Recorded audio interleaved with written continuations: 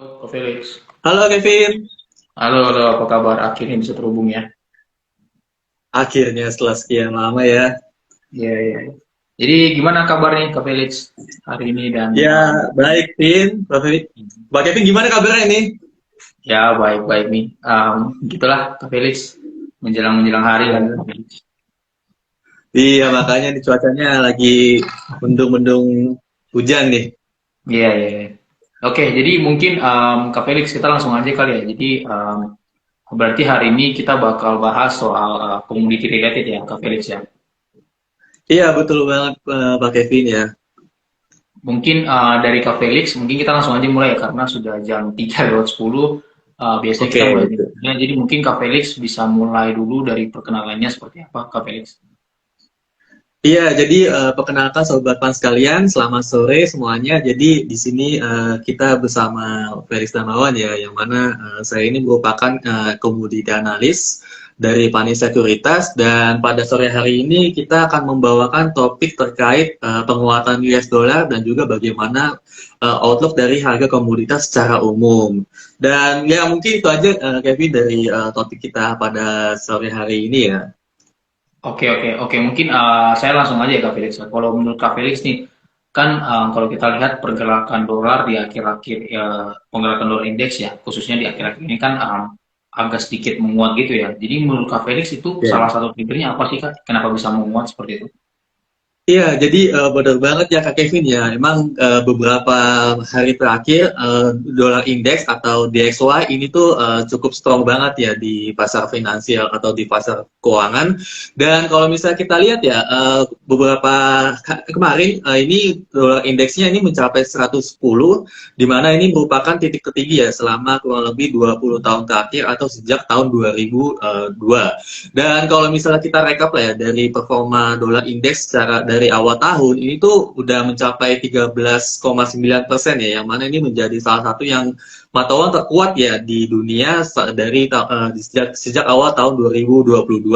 Dan kalau misalnya kita lihat, emang ini cukup berdampak negatif ya terhadap mata uang lainnya, misalnya seperti rupiah, yang mana terdepresiasi sekitar 4,9% ya secara year to date. Cuman kalau misalnya kita lihat depresiasi dari nilai rupiah ini tuh relatif lebih smooth ya, ataupun lebih aman lah dibandingkan dengan mata uang lainnya, misalnya kayak ringgit Malaysia ini tuh melemah sampai 6,4%, kemudian dari rupiah India ini melemah 6,8%, dan bahkan untuk Thailand baht ini melemah sampai 9,2%. Jadi memang nih rupiah cukup strong lah dibandingkan mata uang lainnya di kawasan regional. Dan sebenarnya kalau kita lihat ya, faktor pendorong kenapa dolar indeks ini sangat kuat, ini erat kaitannya dengan kebijakan dari The Fed ya, yang mana The Fed kan merupakan bank sentral dari Amerika Serikat, yang mana mereka ini masih akan berpeluang untuk meningkatkan tingkat suku bunga ya, dan bahkan di bulan September tahun ini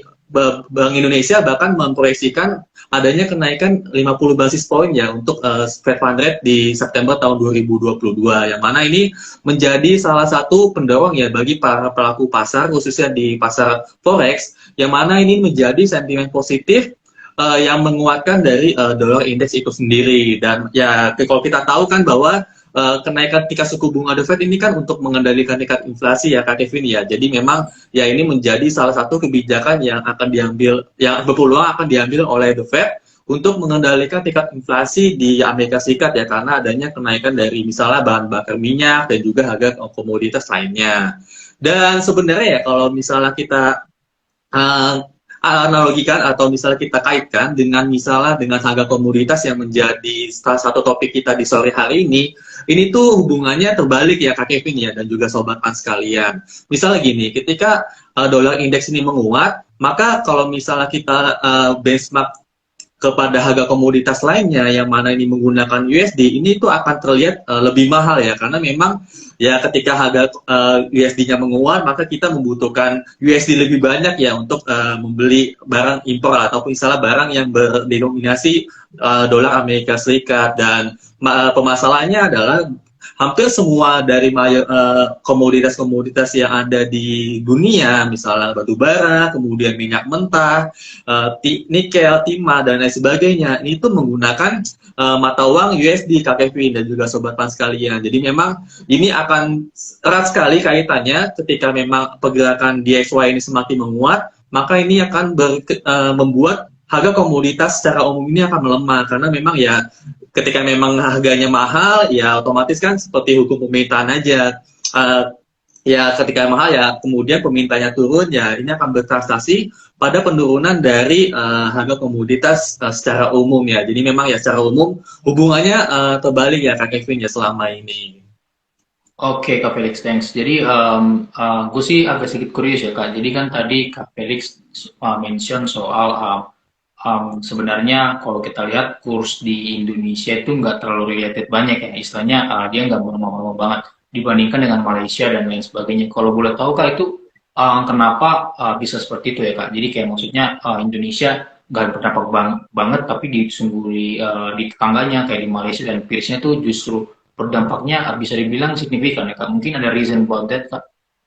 Ya, memang Indonesia ini cukup mendapatkan windfall ya dari adanya kenaikan harga komoditas, misalnya kayak batu bara, kemudian nikel, timah, dan lain sebagainya ya. Dan ini yang menjadikan neraca perdagangan kita surplus dalam beberapa bulan terakhir ya, yang mana ini kemudian ya kalau misal surplus kan berarti kan dolar yang ada di luar negeri ini kan lebih banyak masuk ke Indonesia ya. Jadi memang ini menjadi salah satu hal kenapa rupiah ini cukup lumayan lebih kuat lah dibandingkan mata uang lainnya yang mana itu basisnya itu bukan basis komoditas perdagangannya ya Kak Kevin ya. Jadi memang itu menjadi salah satu faktor kunci ya dari kenapa performa dari rupiah ini tuh cukup lumayan strong lah dibandingkan dari mata uang regional ya. Dan, ya misalnya seperti tadi ringgit, kemudian Thailand baht dan juga India rupiah. Mungkin seperti itu. Oke, noted Kak. Kalau menurut Kak Felix dengan dengan dolar yang istilahnya indeks ini bergerak yang istilahnya menguat itu dampaknya secara keseluruhan Kak. Kita bicara keseluruhan dulu ya. Ke harga komoditas nanti seperti apa Kak? Ya memang kalau misalnya kita lihat memang dari adanya peningkatan dari DXY atau dolar index, ini kan faktor pendorongnya adalah kan adanya kenaikan tingkat suku bunga dari The Fed ya, yang akan berencana untuk meningkatkan beberapa basis poin lah di tahun ini dan juga di beberapa bulan mendatang. Dan di satu sisi adanya kenaikan dari suku bunga The Fed ini kan akan menjadikan perekonomian secara real itu tuh akan lebih slowing down lah, karena memang ya dari cost of fund-nya akan meningkat, karena memang ya ini dari kebijakan dari The Fed-nya aja itu meningkatkan dari tingkat suku bunga acuannya. Jadi memang ya ekspektasinya adalah untuk meningkatkan inflasi, namun juga ya sedikit banyak akan mengorbankan ekonomi. Jadi memang dari pelambatan ekonomi yang terjadi di Amerika Serikat dan juga di beberapa negara yang meningkatkan suku bunganya ya karena memang ingin mengendalikan tingkat inflasinya, maka ya korbannya adalah dari pertumbuhan dari ekonomi di negara-negara tersebut. Dan kalau kita lihat memang pertumbuhan ekonomi kan ini kan menjadi bahan baku kan perlu bahan bakar ya, misalnya ya, dari minyak mentah, kemudian batu bara, dan mungkin ya beberapa komoditas lainnya ya, misalnya seperti nikel dan juga timah. Dan di satu sisi dengan adanya pelambatan ekonomi tersebut, maka ini potensi permintaan dari komoditas-komoditas tersebut ini akan melambat nih Kak Kevin dan juga Sobat Pas sekalian. Jadi memang ya selain dari adanya kenaikan dari USD Index, ini tuh juga ada pengaruh dari segi permintaan dari negara-negara yang memang sedikit banyak akan mengalami pelambatan ekonomi ya Kak Kevin ya. Jadi memang ya itu akan berpengaruh negatif pada harga-harga komoditas secara umum. Oke, menarik sih Kak Felix. Jadi sebenarnya Kak Felix ini cover komoditas tapi istilahnya insight ekonomi juga dapat nih. Aduh, Oke nih, makasih banget Kak Kevin. Kak Kevin kan juga pasti paham lah terkait dengan update market lah. Jadi gini Kak Felix. Jadi kalau mungkin tadi itu secara keseluruhan ya Kak Felix. Kalau sebenarnya kalau kita bicara mungkin ya dari komoditas ini kan ada banyak ya, ada minyak, let's say Brent dan istilahnya ada juga coal yang istilahnya sekarang benar-benar lagi booming, lagi all time high, dan juga ada metal mining dan juga ada CPO dan juga istilahnya dan etc. lah, mungkin seperti itu. Menurut Kak Felix, dari antara sektor komoditas tadi yang saya sebutkan, kira-kira yang bakal jadi benar-benar berdampak istilahnya ini akan seperti apa? Apakah coal? Kita tahu sekarang coal udah all time high, atau mungkin justru komoditas lainnya, mungkin seperti metal mining atau mungkin let's say CPU yang bakal perform. Menurut Kak Felix gimana Kak?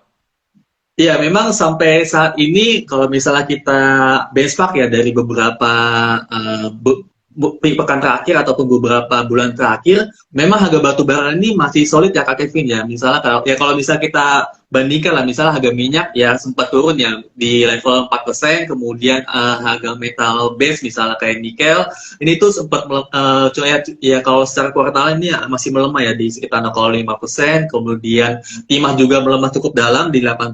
Namun kalau misalnya kita lihat kalau ini secara weekly ini masih dan juga kuartal ini juga masih sangat positif ya, di mana ini masih naik sekitar 4%. Kalau di secara mingguan, kalau misalnya secara kuartal ini hampir 13%. Jadi memang kalau misalnya dibandingkan yang lain, komoditas batu bara ini menjadi komoditas yang paling panas nih Kak Kevin nih untuk beberapa hari terakhir. Dan kalau misalnya kita lihat memang ya faktor utama dari kenapa harga batu bara ini cukup solid, ini ada adanya peningkatan demand ya dari negara-negara Uni Eropa, yang mana ini tuh mereka mencari energi alternatif ya, karena memang ya mereka kan ada tensi ya dengan Rusia, yang mana kemudian Rusia ini kemudian akan menyetop ya dan juga sudah mengurangi suplai gas dari Gazprom ya ke Jerman dan juga ke Polandia dan juga ke negara-negara lainnya, sehingga mau nggak mau karena memang kebutuhan electricity dari masyarakat di Uni Eropa ini masih meningkat ya karena adanya post COVID lockdown dan juga adanya peningkatan aktivitas ekonomi secara umum, maka dari situ kemudian mau nggak mau ya dari negara-negara Jerman, kemudian Polandia ini mencari suplai batu bara dari negara-negara lainnya, termasuk dari Indonesia. Dan dari situ, kemudian ini menjadikan adanya demand baru nih dari negara-negara Eropa tersebut, yang mana ini menjadikan harga batu bara ini masih solid dibandingkan dari harga komoditas lainnya. Dan kalau misalnya kita lihat ya Kak Kevin ya, sebenarnya juga ada sentimen dari peningkatan demand dari India ya, di mana India itu sempat adanya gelombang panas, yang mana ini menjadikan tingkat utilisasi dari PLTU ini tuh harus ditingkatkan, karena memang konsumsi dari masyarakat India terkait AC, kemudian kulkas, dan juga alat elektronik pendingin lainnya, ini tuh melonjak tajam ya. Dan kalau India itu BUMN batubara di sana, ini tuh nggak bisa menutupi lah dari peningkatan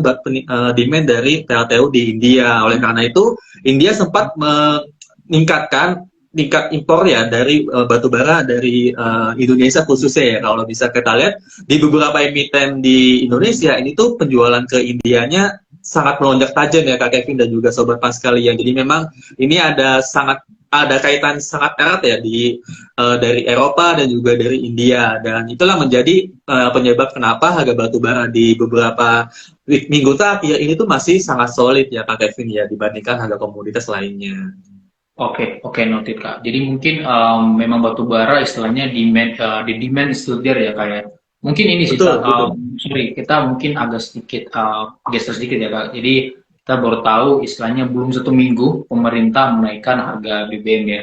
Tapi Ya. kalau kita lihat banyak orang yang istilahnya bilang bahwa IHSG ini bakal turun mungkin gara-gara BBM naik. Tapi kalau kita lihat malah sebaliknya ya, IHSG istilahnya Ya, cukup menguat ya, dan salah satu betul, penopang terbesar adalah di sektor energi. Menurut Kak Felix ya. gimana Kak? Apakah memang bahan bakar minyak ini bakal jadi katalis positif buat apa namanya buat perusahaan istilahnya yang bergerak di bidang sektor minyak ya?